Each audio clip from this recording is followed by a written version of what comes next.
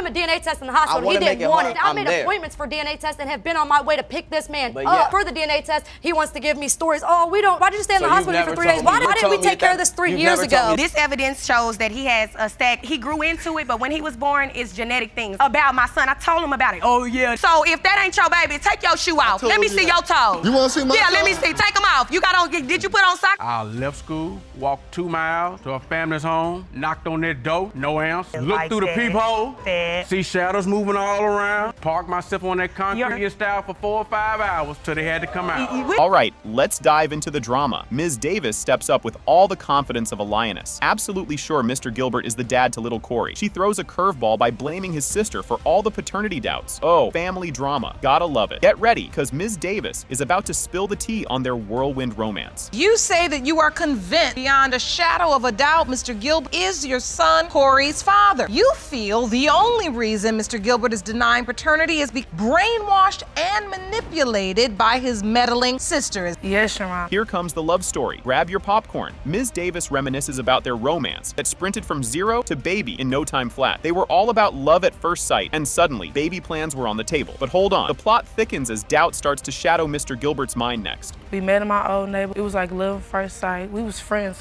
when we was in love. I didn't want to get pregnant, but he wanted to. And so wait, you're dating, you say you fall in love, and he says, I want a child. He wants you to have a baby. And you say, okay, and you all purposefully. Yeah. And were you committed? Were you boyfriend and girlfriend? Yes, ma'am, I was committed. I haven't been with nobody else. Wait for it. Doubt enters the arena. Just when things were looking up, Mr. Gilbert starts second-guessing if he's the daddy, all thanks to a whispering campaign led by his sister and some neighborhood gossip. Drama alert. This is where the feels and the family pressure cook up a storm. Next up, we're rolling into how they found out about the bun in the oven. So I don't understand how you're doubting her. It's not down her, it's just down the situation at hand. Family don't feel like he mine. Maybe it's the persona she gave off. They don't know me, but they was friends. Vibes. They was cool with me at first until I got pregnant. Plot twist incoming. Ms. Davis tells the tale of how she discovered she was pregnant with Mr. Gilbert by her side, turning into a supportive soon-to-be dad, or so we thought. This sweet flashback moment is dripping with drama and diapers, but don't go anywhere. The reaction from Mr. Gilbert's family is up next, and it's a doozy. You remember this day, Mr. Gilbert? And you go get the pregnancy test. You take the test, and what happened? It came up positive. At that moment, did he express any doubt? Mr. Gilbert, did you have any doubt? No, ma'am. Now, I'm looking at this photo. You look like you in a relationship. Always love these shots. You kissing the stomach. Can you feel the tension? As soon as the family gets wind of the pregnancy, the doubt virus spreads like a bad cold. Mr. Gilbert's family starts throwing shade, questioning the baby's paternity like it's their job. And just when you think it can't get any more tangled, we're about to dive into their plans for the future amidst this soap opera. The streets talk, and she was messing with other people at the time, Your Honor. That's why I'm saying we heard from people that she's pregnant before she started messing with my brother. If he could have kids, he'd have 6 of them. He hasn't had it. And that's why we're in denial, because my brother, he's sick and he hasn't conceived any kid. Here comes the legal lowdown. Judge Lake lays it on thick, explaining just how deep the legal waters are they're swimming in. This isn't just Maury-level drama, it's got real-world stakes. And just when you thought it was safe to go back in the water, you're swimming into the deep end with their current relationship status. So this is a picture of baby Corey.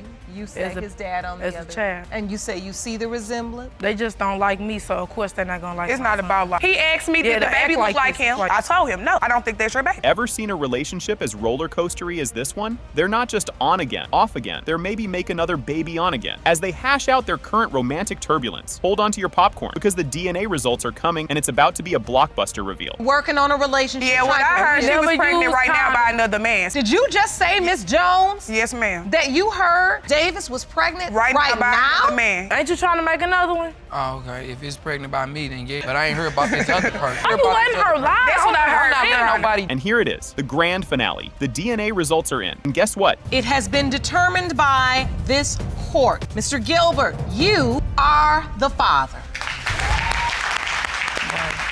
Can you believe the curveball we just saw? As tensions ramp up in the courtroom, Mr. Drumgold lets his frustration fly, frustrated over the lack of clarity from Leanne. He believes if things had been transparent from the start, they wouldn't be in this mess, highlighting just how strained everyone feels. And if you think that was intense, just wait until what's coming next. Mr. Rich, go back up. You came here to get an answer. I have not called him lately. I don't care, man. My phone tells it all. But that's all it was, a speech. If Leanne could have had it her way and now one of us know, we wouldn't be here today. today. You'll want to buckle up for this one. Ms. Holman drops a bombshell, insisting on the necessity of a DNA test right from the get-go, due to her early suspicions about the father's identity. Her foresight into the potential complications sets the stage for the drama unfolding in the courtroom. And guess what? It only spirals from here. At the end of the day, are you a liar? I've been telling you this since I was pregnant. No, at the end of the day, it's all coming out today. I told you I wanted a DNA test.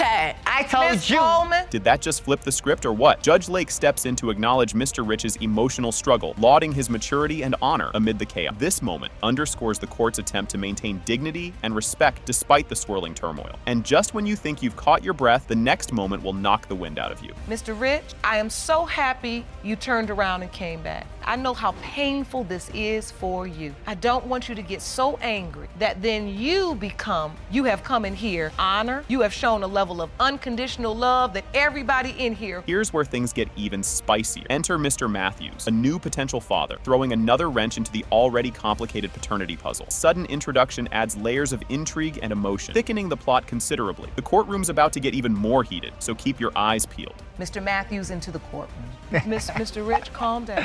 Just take a deep breath. Listen, you want the truth. That's what I'm trying to get for you, but you gotta let me want to know I'm giving you the truth. Gotta sit through and you've gotta listen. We cannot go to a better place. Are you ready for this whirlwind? As the court dives deeper into who might be baby Alani's dad, Mr. Matthews confirms his intimate ties with Ms. Holman during the key period. This confession cranks up the tension, adding yet another twist to this paternity enigma. Brace yourself. The crowd's reaction is just around the corner. I'd like to understand what your relationship was with Ms. Holman. She said she was intimate with you as well during the window of time when Alani was conceived. Yes, ma'am. I can see how uncomfortable this makes you. And I would like for you to take this opportunity while I hear the rest of the testimony to go and speak with Dr. J. And I will never allow you to sit here. This part is a real doozy. Mr. Drumgold can't hold back any longer, venting his frustration about the ongoing ambiguity and emotional toll it's taking. His fervent outburst captures the high stakes and personal toll of the court's impending decision. Up next, the atmosphere gets even more charged, if you can believe it. I also know she's not gonna change, but for her to simply say, tell me that I'm supposed to have been the only one. 3 of us in here, and she's still saying that. Inspector, well, she just say, look, at the end of the day, I really don't know. Instead of just saying, oh, it's his. But yet you want this baby to be mine. Have I been with all 3 of these men? How do you know there's only these 3 men? Because I gave them name. This is my truth. Here it is. It's ugly. Now I'm trying to get to the bottom of it. What's coming next is a total shocker. The courtroom holds its breath as the judge announces Mr. Rich is not the father of baby Alani, sparking an uproar among the spectators. This revelation pivots the spotlight to the remaining contenders, amplifying the suspense. You won't want to miss how the next result shakes out. These results were prepared by DNA Diagnostics, and they read as follows. The first envelope is for Mr. Rich. It has been determined by this court. Mr. Rich is not the father. Here's the clincher everyone's been waiting for. In a dramatic culmination, it has been determined by this court. Mr. Drumgold, you are the father. Exactly. Wow. Talk about a plot twist right out of a soap opera. The episode kicks off with Judge Lake taking Mr. Wallace to task about his love life, which seems more complicated than a reality TV series. She's all, how can you say you're single? While waving around evidence of marriage and a bunch of kids. And Mr. Wallace? He's just standing there insisting his marriage was an accident, like he tripped and fell into a wedding. Things are just heating up, and you won't believe what comes next. Now, it would be different if you were just a young man and you had let all these women know that, listen, I'm a dating man, I'm single, but you're not single. That was an accident. That was an accident. So now it was an accident. You are not suggesting that your relationship is an accident. Now that was an awkward family reunion moment, wasn't it? Judge Lake keeps the spotlight on Mr. Wallace, pointing out that his love for his kids doesn't quite match up with how he treats their moms. One of the women drops a bombshell by saying, Mr. Wallace texted her sweet nothings just last week, totally contradicting his "I'm over you" speech. Judge Lake is there like the mom who's had enough, reminding everyone to act like grown-ups for the kids' sake. Grab some popcorn because the drama is just getting started. I love my kids dearly, but I shouldn't have You just don't love their mother. He's lying because he was texted a couple of weeks ago telling me how he still loves me. You married to him. We're trying to get divorced. Did you see that coming? Poor Ms. Austin thinks she's engaged to Mr. Wallace, who's still very much married, and it's more tangled than a soap opera plot. Judge Lake is like, girl, what are you doing? While Ms. Reed chimes in with her 2 cents about Mr. Wallace's text escapades. Ms. Austin sheepishly admits he might have fallen for his charm, like it's a rom-com gone wrong. Hold on to your seat, because the next revelation is just around the corner. Ms. Reed said he he just texted her a couple weeks ago and said, Dominique, I didn't know that he texted. so you're a changed man? Like, the cycle is not gonna stop when right here. I'm gonna get to the paternity results in a moment. I need to read the results of Mr. Wallace's lie detector test. Okay, I didn't expect Ms. Austin's jaw to drop like that when the lie detector results hit the fan. The court reveals that Mr. Wallace admitted to juggling 4 other women like he's auditioning for a reality TV dating show. Ms. Austin looks like she's about to fall off her chair, realizing she's been played like a fiddle. Meanwhile, Mr. Wallace keeps trying to deny texting any of them, holding on to that story for dear life. Just wait for the next twist in this roller coaster ride. Past 3 months, you had admitted in advance that you had sex with other women that weren't involved in this case, and the lie detector indicated that you were telling the truth. And there it is, the classic reality check moment. After those shocking lie detector results, Ms. Austin finally sees Mr. Wallace's true colors and decides she's done with his nonsense. Judge Lake gives her a pep talk, reminding her that everyone's fallen for the wrong person at some point, turning heartbreak into a life lesson. Ms. Reed's out there applauding like it's a motivational seminar, giving support where it's due. Brace yourself because the revelations just keep coming. By surprise, like you weren't expecting to hear that. Let's really keep it real. You're not the first woman that has loved the wrong man for too long. And Ms. Reed is clapping for you on, so you don't hold your head down, lift your head up. Did Mr. Wallace just admit to being a serial fibber like it's no big deal? Judge Lake questions his logic, wondering why he can be honest with her, but not the women he's stringing along. Mr. Wallace, with all the casualness of someone discussing the weather, claims they already know who he is. Like that excuses everything. Judge Lake isn't having any of it, calling him out for being a Class A liar. Just when you think it's over, there's another surprise in store. In advance of taking the lie detector test, you know, why even take the lie detector? I'll just tell the truth. You tell me all the truth, but you don't tell anybody you're sleeping with any. But you stand in here, and when I ask you something, you just say, yep, that's correct. They know what I am. They know what I do. Can you believe it? Mr. Wallace's courtroom exit looked like the climax of a dramatic movie, but then he comes back in, all apologetic. He gets emotional, talking about never having a father figure and wanting to do better for his kids, showing a side we haven't seen yet. Judge Lake is there with a metaphorical box of tissues, encouraging him to take this chance to grow and become a better man. Trust me, this next part is something you've got to see to believe. Sometimes we have to have that in life, but I'm glad you're back. I'd like to apologize to you in court, and the bailiff, to Miss Reed and Miss Austin. Miss Roberts. This is where I'm from. I never had a father. Take your time. It's hard not to cheer for Mr. Wallace as he tries to turn over a new leaf in this emotional confession scene. Judge Lake is practically a life coach at this point, offering him the resources to be the father and man he aspires to become. There's a real sense of redemption in the air as she stresses that honesty is where it all begins. And just when you think it's all settled, the next reveal will have you on the edge of your seat. That's a tough exterior. The things and the issues you've been a victim of. Your childhood, not having a father. And I want to say to you in front of everybody, and that's what a boy would have done. And what did you do? You walked back in. Did anyone else feel the suspense build up as we waited for those paternity test results? When it comes to baby Danielle Wallace, Mr. Wallace, you are the father. I gotta go. Here we go. The curtain lifts. Mr. Lillard claims he opened the case after receiving a message from Ms. Holt's 20-year-old son, Delvin Holt, last year. He alleges that for 20 years, he has been unsuccessfully urged by Ms. Holt to acknowledge paternity of Delvin. Buckle up because this roller coaster is just taking off. Mr. Lillard, you say you were forced to open this case after receiving a message last year from Ms. Holt's 20-year-old son. You say you have unsuccessfully tried for 20 years to get Mr. Lillard to accept responsibility for your son. You won't believe this throwback. Mr. Lillard recounts his high school romance with Ms. Holt in 1997, describing their close relationship and the emotional significance she held for him as his first love and his first heartbreak. This relationship set the stage for their current conflict regarding paternity. Strap, the next part is a real doozy. Me and Miss Holt met back in 1997, summer school, high school. She'd go out to eat with my mom, I'd take out to eat. I was in love with her. You know, I experienced a lot of things with Miss Holt. She was the first. Your first for a lot of experiences? A lot of experience. You've got to hear this bombshell. The turning point in their relationship came when Mr. Lillard caught Ms. Holt cheating. He describes skipping school to confront her, leading to a discovery that ended their relationship abruptly and left lasting emotional scars. Just when you think you've seen it all, plot thickens.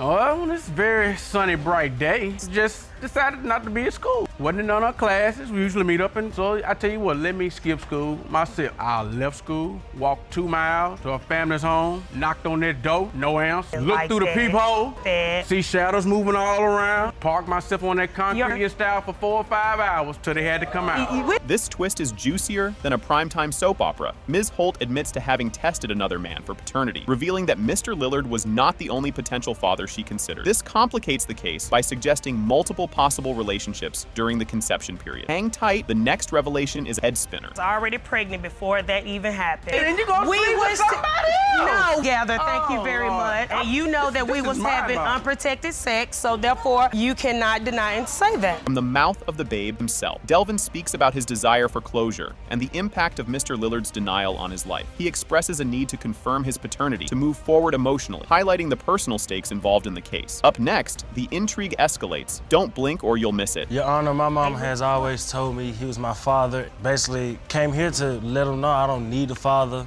but I just really want to come to find out if he is so I can have closure, me and mom. I mean, you can tell on the pictures. They look just alike. It's not a secret. It really it hurt me a little bit. Any kid needs a father, you feel me? Boy at that, so it was painful to know he didn't want to deal with me or nothing like that, but it brushed off growing up. This part is as confusing as a maze. Mr. Lillard discusses previous DNA tests and the confusion surrounding their results, which purportedly excluded him as the father. This revelation adds a layer of doubt and mistrust to the proceeding. Brace for impact. The DNA results are about to drop. Did you sign off on this? Strange part, when I called them to get the paperwork to show that done this already. But you did receive a result, you said. And what did that paperwork look like? Numbers and all the matches, all that stuff, and down at the bottom in red, Darius J. Lillard could be excluded as the father. Cause I've had 4 of them done. So I trust me, I know. Fasten your seatbelts, folks. The court reveals the DNA test results. It has been determined by this court. Mr. Lillard, you are not the father. The drama hits the fan as Mr. Ball comes out swinging with some hefty accusations. Mr. Ball claims Ms. Cox told him she couldn't get pregnant and now alleges he is the father of her child. He argues that Ms. Cox was unfaithful during the conception period, a claim she and her friend confirmed. Strap in, it only gets wilder from here. Either you were told by the Ms. Cox that she could not get pregnant and now she's claiming you argue she was sleeping with multiple men at the time she conceived and say her best friend confirmed that your other sexual relationships ended prior to sleeping, Mr. Ball. Yes, Your Honor. Just when you think it's a straight shot, Ms. Cox throws in a curveball. Ms. Cox refutes Mr. Ball's accusations, stating her relationships with other men ended before their encounter. She believes Mr. Ball is the father of her daughter and is also countersuing him for an unpaid loan, adding a financial dispute to the paternity question. Brace yourself, because the plot is about to thicken. You know, we were talking every day, morning, noon, night, we would talk every day. Maybe within the last 90 days of me, I was getting letters from her best friend stating to me that she was sleeping with other men. When I asked her about it, you know, she told me there's nothing to worry about. Whatever was going on, it's done with. Don't worry about it. Grab your popcorn for this grocery store showdown. A dramatic recount by Mr. Ball describes a confrontation with a man he suspected was involved with Ms. Cox. This incident happened shortly after his release from prison, heightening the tension and suspicions regarding Ms. Cox's fidelity. You won't want to miss what comes next. It's a doozy. I'm asking him, hey, what's going on, man? I'm hearing things. I'm hearing that, you know, you've been talking to my girl. I'm sitting there talking to this gentleman, and I'm asking him, like, you know, what's going on? She know that we were hanging, we were talking. He didn't even know who it was that I had relations after the grocery store. I did know who it was. Oh boy, here comes the best friend with some tea to spill. Ms. Cox admits to a physical relationship with another man during Mr. Ball's incarceration, but claims she disclosed this to Mr. Ball. The complication arises with revelations from Ms. Cox's best friend, who also has a child with Mr. Ball and allegedly still harbors feelings for him. Next up, the drama escalates. Stay tuned. Did you tell Mr. Ball? Yes, I did. I wrote him a letter and I told him everything, and he wrote back and still agreed to come home to hearing everything as long as everything was put to a stop. She beat me to the punch but my best friend at the time is his other child's mother. Just when Mr. Ball thought he was out, they pull him back in with more drama. Upon his return, Mr. Ball finds evidence suggesting Ms. Cox was not only unfaithful, but also possibly lived with another man, contrary to her assertions that it was just a casual relationship. Hold on to your seat, because the next revelation is a real head spinner. What I'm hearing is this guy was living there, staying there. He had keys to the place. She put him came out. When you got home, did you have any other indication that she was cheating? You forgot about the time where I dropped you off with your mom? Into that big incident where I dropped you off at your mom's house, went and got then a time of me going to get my hair cut, coming back and picking her up. It's getting hot in here with all these fiery allegations and sizzling photo evidence. The dispute deepens with allegations of Ms. Cox's ongoing relationship with another man, supported by deleted photos found by Mr. Ball. These photos show her intimate with another man, which she denies. The roller coaster isn't over yet. More twists are just around the corner. Grabbing pictures off our computer, I pull up a picture, not with the guy, he knew about the guy. And another guy, and I asked her about it. So what was in the picture? Her arms around guys, kissing around guys. No, it wasn't. And the pictures were deleted. They were in the recycling bin.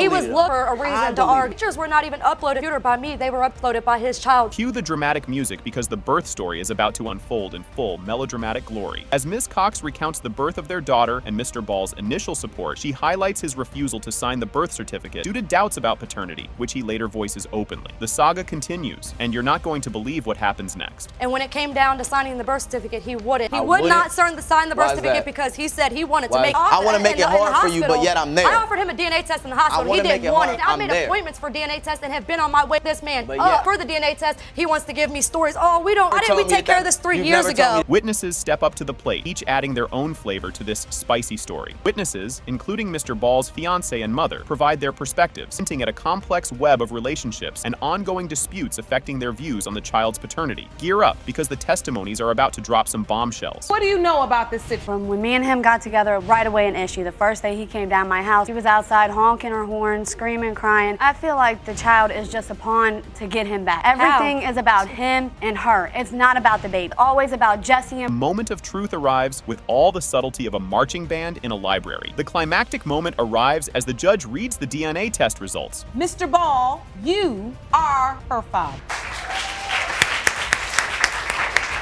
Can you believe what just went down? Ms. Thompson hauls Mr. McKinley into court to drop the bombshell that he's allegedly the dad to 6-month-old Legend, all while pointing fingers at his wife for pushing him to deny it. She asserts his wife's meddling ways are a big reason for his refusal to acknowledge the baby. And oh boy, the tea just keeps spilling from here. You are summoning Mr. McKinley to court to prove, and his wife, that he fathered your 6-month-old son, Legend. You say his wife is petty, and she is the cause of his paternity denial. Yes, Your Honor. Are you seeing this unfold? Mr. McKinley owns up to the affair with Ms. Thompson, but writes it off as a fling gone wrong, urging her to step back and track down the real dad. He pleads for her to stop dragging him and his long-suffering wife through the mud, spotlighting the turmoil it's brought to his 17-year marriage. Buckle up, because it's about to get even wilder. Mr. McKinley, you admit that Ms. Thompson was an affair gone wrong, and you say Ms. Thompson needs to leave you and your wife 17 years alone and find her baby's father. Is that correct? Did you catch that bombshell? Ms. Thompson spills the beans on their fling, starting from a few likes and comments on Facebook, painting it as more of a casual hookup than a love story. She recalls how Mr. McKinley's persistent digital flirting eventually led her to cave and give him a shot. The plot thickens dramatically in the next clip.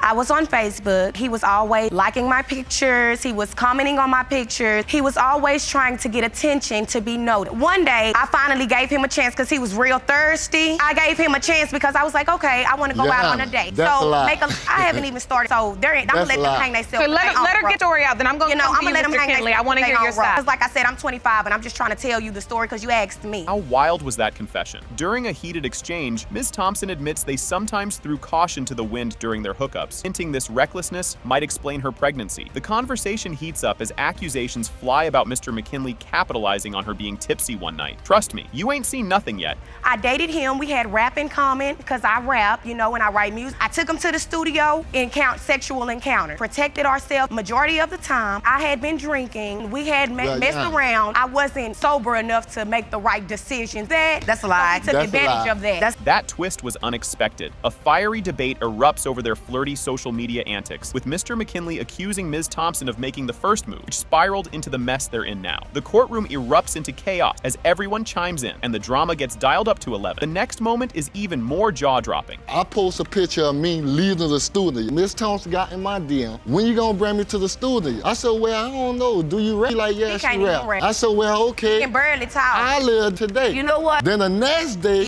she got in my inbox. I thought you were gonna bring me to the studio. Who saw that coming? Mrs. McKinley, the scorned wife, dives into the tale of how she stumbled upon the affair by busting into a room to find Ms. Thompson and her hubby in a compromising position. She challenges the innocence of their meeting, suggesting something fishy was going on. The upcoming revelation is going to knock your socks off. One of the girls up there told me that my husband have a young girl in the room. So I knew I had a picture how the girl looked. So I went over myself, knocked on the door. So he opened the door, I went in there. She laying in the bed, under the cover. Whose house was this? I took the cover off her head.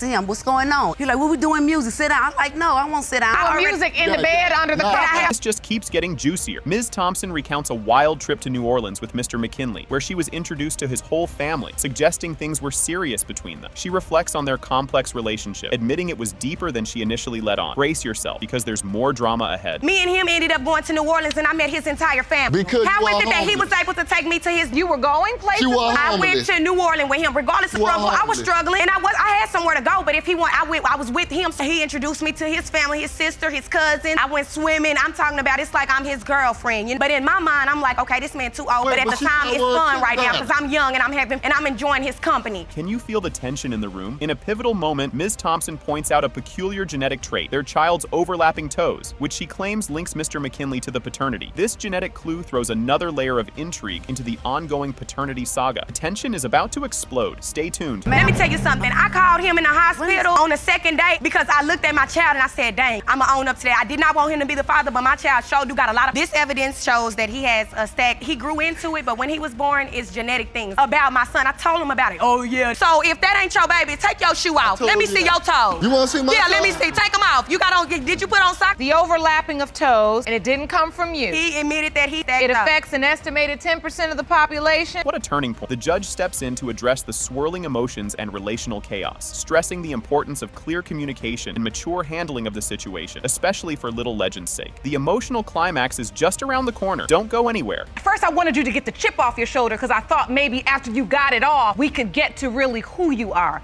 and how this happened. What are we gonna do? I didn't expect how do we do that? Of course you did. I made a mistake. Now, if you all are trying to see the child, that's what I want to get to next. Legends born. You say you want to be a part of Legends' life until you figure out if, in fact, it's your biological child. Yes. Here comes the big reveal. As the court reaches its peak, the results are finally unveiled. It has been determined by this court, Mr. McKinley, you are the father.